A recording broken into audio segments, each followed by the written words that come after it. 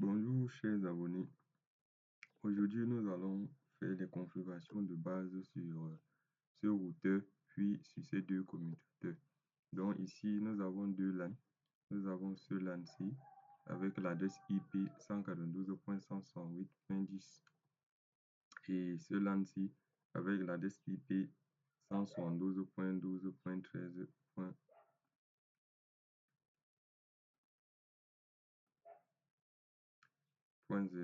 Ok, ce que nous allons faire, c'est nous allons d'abord utiliser ce routeur, le configurer comme serveur du HCP pour qu'il attribue les adresses à ces équipements, puis aussi à ces équipements. Remarquez que ces interfaces-ci ne sont pas activées. Donc, la première des choses, c'est on va l'activer. Et cette adresse-ci, c'est les deux adresses-ci, c'est l'adresse de passerelle par défaut de ce routeur-ci.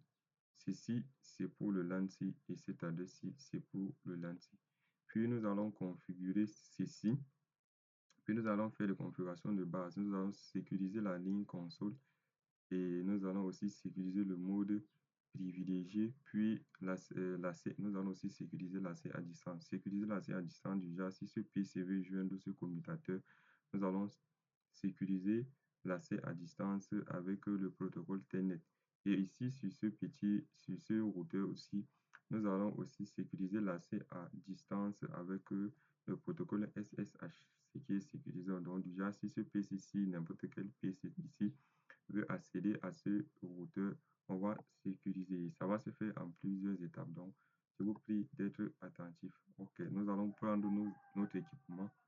La première des choses, c'est nous allons d'abord faire le serveur DHCP ici pour obtenir des adresses IP sur ces équipements. Donc, nous allons prendre un laptop et le connecter avec un câble console. Nous allons passer directement à la configuration. Laisser tout par défaut. N. La première des choses que je vais vous montrer, c'est regarder cette image-ci. Je vais un peu zoomer.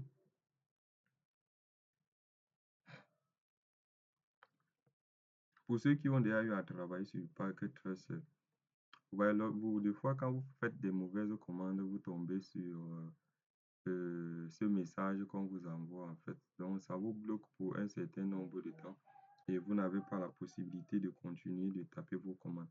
Donc ce que nous allons faire, c'est nous allons enlever pour que même si nous tapons de mauvaises commandes, on ne nous affiche plus ça. Donc nous allons passer en mode privilégié puis en mode global et nous allons taper la commande no IP domain lookup. Ok, nous avons enlevé, regardez, même peu importe ce que je suis en train de saisir, on ne va plus me demander de patienter pour quelques minutes. Ok, revenons au mode utilisateur. Une fois dans le mode utilisateur, nous allons d'abord, la première configuration que nous allons faire sur ce routeur, c'est de transformer en serveur DHCP pour obtenir les adresses IP aux différents équipements. Nous allons d'abord retenons les adresses IP. Ici, c'est 142.168.10.1. Ok. Qu'est-ce que nous allons d'abord faire? Nous allons passer en mode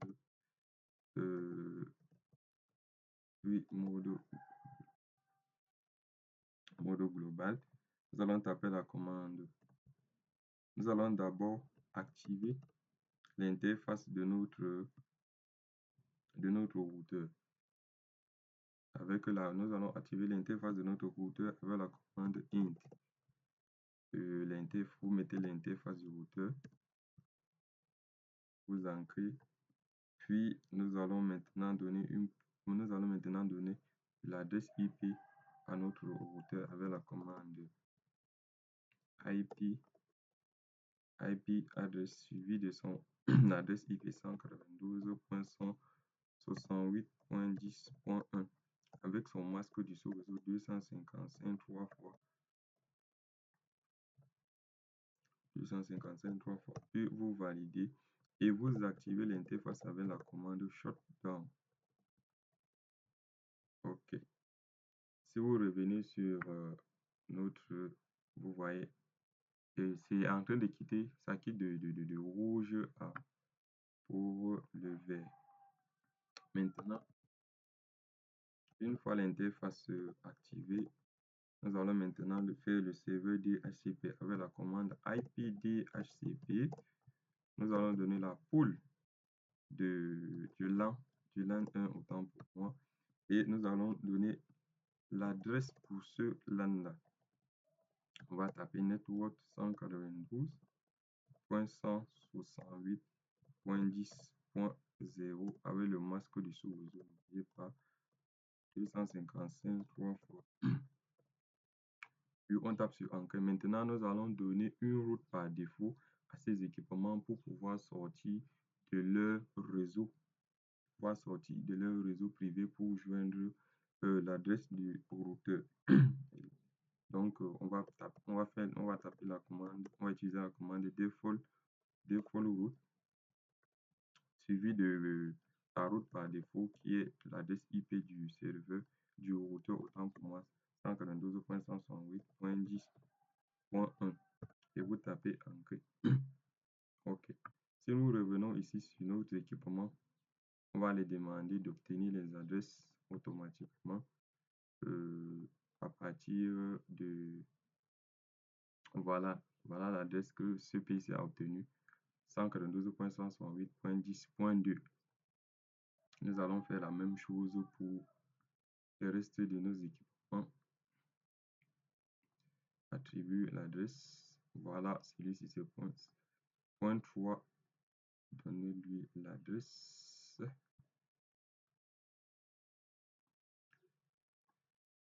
Celui-ci c'est point 4.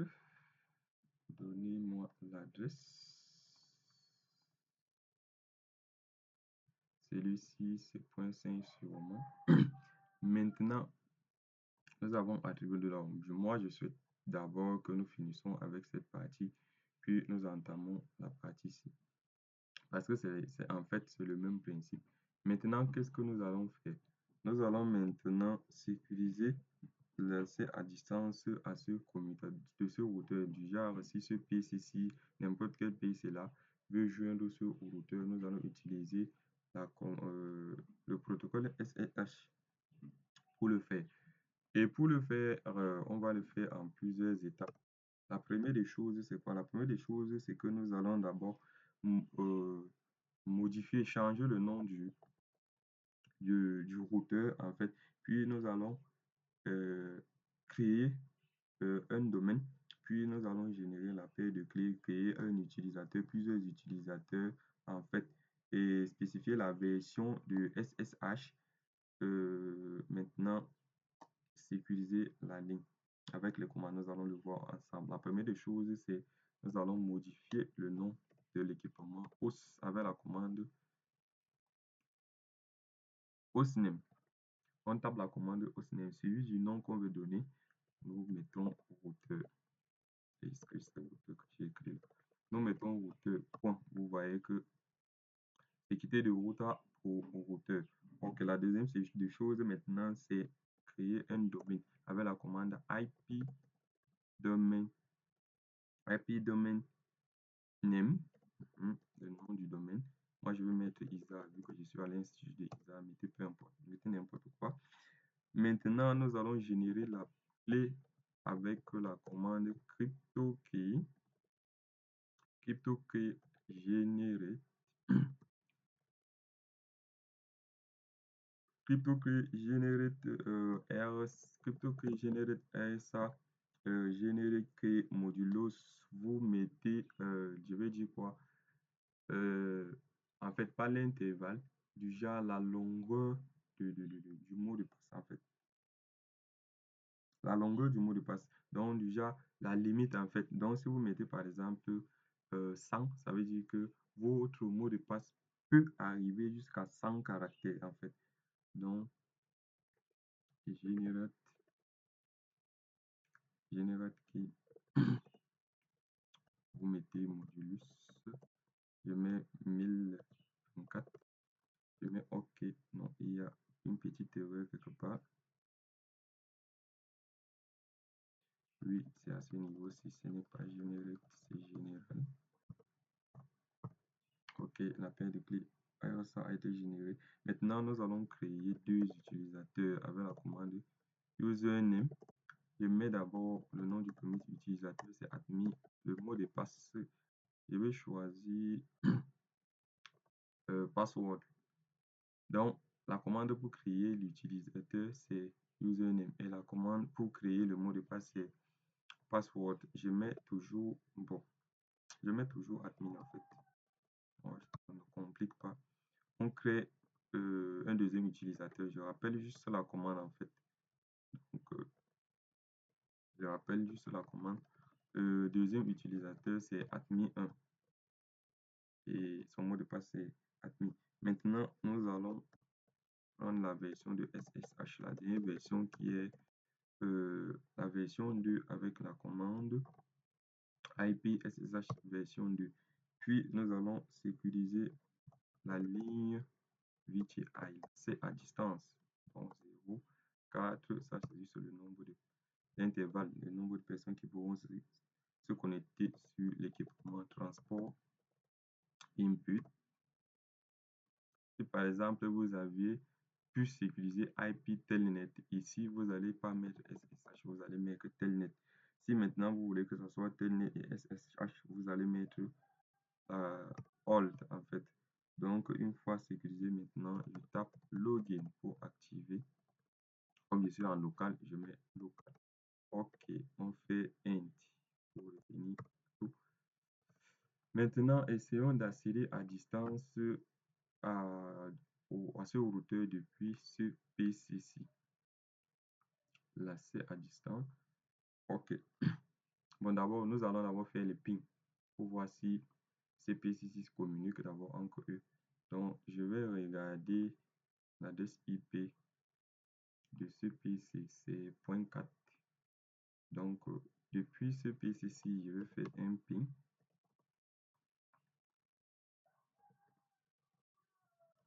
192.168.10.4. OK, voilà le ping qui fonctionne normalement. Donc, du genre 4 paquets envoyés, 4 paquets envoyés, 4 paquets reçus, 0 paquet perdu. Maintenant, accédons à distance depuis ce PC pour le routeur. Pour l'accéder à distance, nous allons taper la commande SSH-L avec le nom de l'utilisateur que nous avons créé sur le routeur admin, suivi de l'adresse IP du routeur 192.168.10.1. OK, là, on nous demande le nom, le mot de passe pour l'administrateur que nous avons créé, c'était admin. Je mets admin. OK, là, vous voyez que nous tombons sur notre routeur. Donc, nous pouvons maintenant le manipuler. Peu importe, vous allez faire la même chose ici. Maintenant, revenons sur la configuration de ce petit commutateur-ci. La configuration va se faire comment? La première des choses que nous allons faire, nous savons que sur un commutateur, nous avons trois modes. Nous avons le mode d'exécution utilisateur, le premier mode, le mode d'exécution privilégié, puis le mode global. Maintenant, ce que nous allons faire sur ce commutateur-ci, nous allons modifier son nom. Nous allons modifier son nom. Nous allons sécuriser l'accès par la ligne console. Par exemple, si une personne veut accéder ici sur l'interface en utilisant la ligne console, nous allons le sécuriser et pour passer du mode privilégié, nous allons aussi le sécuriser. Et maintenant, pour que ces PC-ci puissent accéder à ce commutateur à distance, nous allons aussi les sécuriser avec le protocole Telnet. D'abord, la première des choses que nous allons faire, c'est nous allons donner une adresse IP à ce commutateur, vu que ces équipements ont les adresses IP, mais sauf lui, nous allons modifier son nom. OK. Passons à la configuration.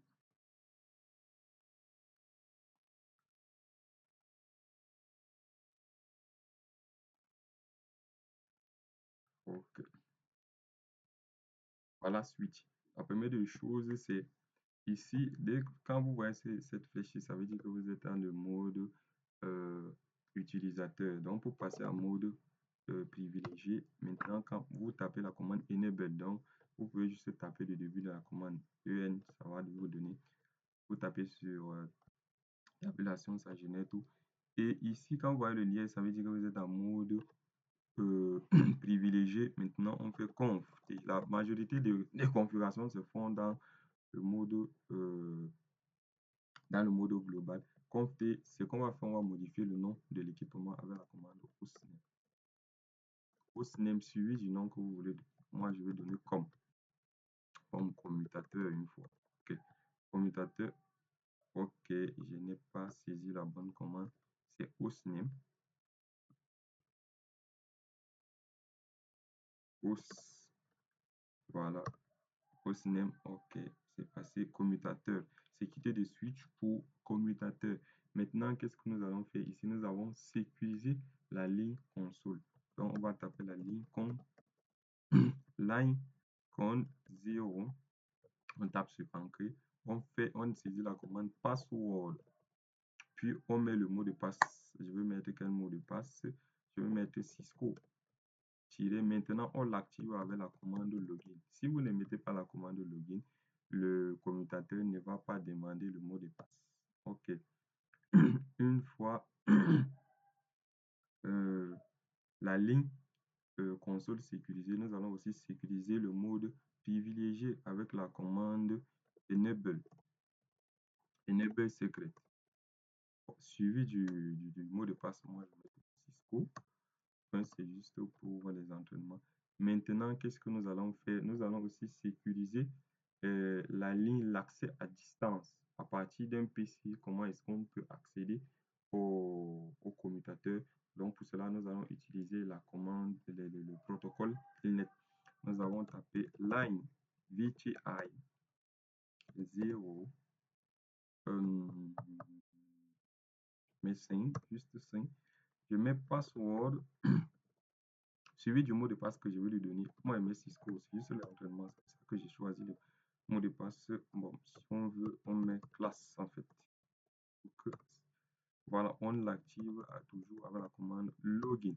Maintenant, nous avons sécurisé la ligne console, le mode privilégié et l'accès à distance. Maintenant, nous allons donner une adresse à notre équipement int VLAN int VLAN 1. Non, c'est d'abord dans le mode voilà, configuration int VLAN. OK, maintenant nous allons lui donner une adresse IP adresse 192.168.10. Je mets .15 pour me rassurer que aucun équipement n'a déjà cette adresse en fait. N'oubliez pas le masque du sous-réseau 255.255.0. 3 fois, vous appuyez sur OK. Maintenant, vous l'activez avec la commande no shutdown. OK. Une fois activé, nous allons vérifier tout ce que nous avons fait. Bon, même à partir d'ici, en fait, nous pouvons vérifier. C'était OK, si. Vous voyez, ici, je tape N pour sortir. OK, regardez, nous sommes en mode privilégié. Ici, je vais passer en mode mode utilisateur. Vous voyez qu'on me demande le mot de passe. Donc, je suis juste Cisco. Je passe en mode utilisateur. Maintenant, pour passer en mode privilégié, je vais juste taper N. On va encore me demander le mot de passe vu que je l'ai sécurisé. Et je tape. OK, maintenant, revenons pour vérifier si l'accès à distance sur ce commutateur est sécurisé par un mot de passe. OK. Qu'est-ce que nous allons d'abord faire? Nous allons utiliser la commande telnet. Vu que nous avons utilisé cette commande pour sécuriser la ligne. Maintenant, suivi de l'adresse IP du commutateur que nous voulons joindre 142.168.10. J'espère, oui, on fait sur Encre. Voilà, on me demande un identifiant. Il me demande un mot de passe, c'était classe avant d'accéder au commutateur. Voilà, je suis déjà dans mon commutateur, je peux effectuer cette configuration. Merci d'avoir suivi cette vidéo et à la prochaine. N'hésitez pas à poser des questions, à entrer dans les commentaires, poser des questions et surtout si j'ai fait des erreurs quelque part, l'erreur humaine, vous pouvez me le rappeler. Et si vous avez aussi des préoccupations, n'oubliez pas de me dire. Merci d'avoir suivi cette vidéo venant de la part de Change Luftan de l'Institut ISA ISTC. Merci bien.